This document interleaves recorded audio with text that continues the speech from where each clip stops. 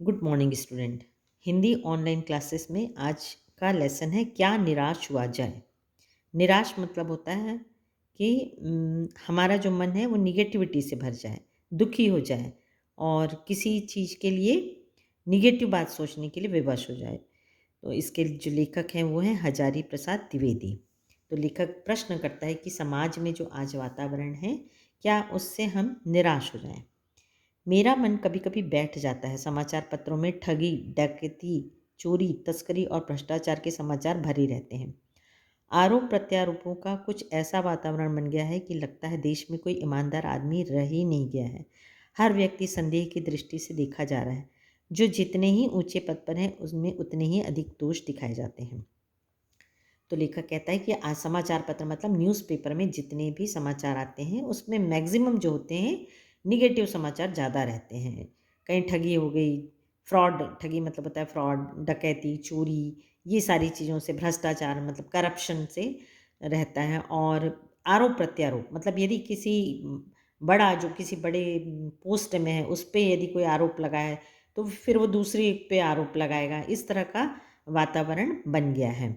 और जो जितना हाई लेवल पे रहेगा उस पे उतने ही ज़्यादा दोष लगाए जाते हैं, आरोप लगाए जाते हैं।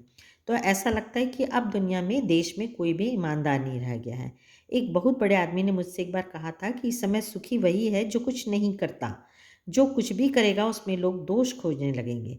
उसके सारे गुण भुला दिए जाएँगे और दोषों को बढ़ा-चढ़ा कर दिखाया जाने लगेगा। दोष किसमें नहीं होते, यही कारण है कि हर आदमी दोषी अधिक दिख रहा है, गुणी कम या बिल्कुल ही नहीं। स्थिति अगर ऐसी है तो निश्चय ही चिंता का विषय है। तो लेखक के दोस्त कहते हैं कि अभी सबसे सुखी वो है जो कोई काम नहीं कर रहा है। तो जो कोई काम नहीं करेगा तो उसमें कोई गलती नहीं निकाल सकेगा। लेकिन ऐसा हो ही नहीं सकता क्योंकि हर किसी को अपना जीवन चलाने के लिए कोई ना कोई काम करना ही है। तो लोग जब किसी का गलतियाँ बताते हैं तो इतना ज़्यादा बताते हैं कि उसमें हमको सिर्फ़ क्या दिखाई देने लगता है? दोष ही दिखाई लगता है, उसमें कोई भी गुण नहीं बचता है। क्या यही भारतवर्ष है जिसका सपना तिलक और गांधी ने देखा था? रविन्द्रनाथ ठाकुर और मदन मोहन मालवीय का महान संस्कृति सभ्य भारतवर्ष किस अतीत के गह्वर में डूब गया? तो लेखक प्रश्न उठाता है कि गांधी जी और तिलक, बाल गंगाधर तिलक ने, रविन्द्रनाथ टैगोर, मदन मोहन मालवीय जैसे महान भारत के लोग हैं, क्या इस तरह की भारत का सपना देखे थे? आर्य और द्रविड़, हिंदू और मुसलमान, यूरोपीय और भारतीय आदर्शों की मिलन भूमि मानव महासमुद्र क्या सूख ही गया? मेरा मन कहता है कि ऐसा हो नहीं सकता। हमारे महान मनीषियों के सपनों का भारत और रहेगा। तो लेखक कहता है कि ऐसा नहीं है, कुछ लोग ऐसे हैं जो इस तरह का वातावरण पैदा कर रहे हैं, लेकिन हमारा जो भारत जिस चीज़ के लिए प्रसिद्ध है वो भारत हमेशा बना रहेगा।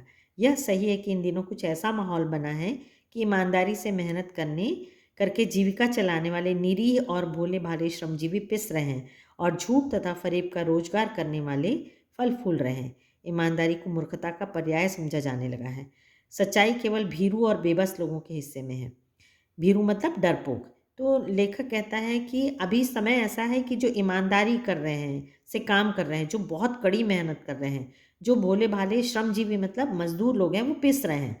और जो लोग झूठ से, फ्रॉड तरीके से काम कर रहे हैं, वो बहुत फल फूल रहे हैं, बहुत खुश हैं।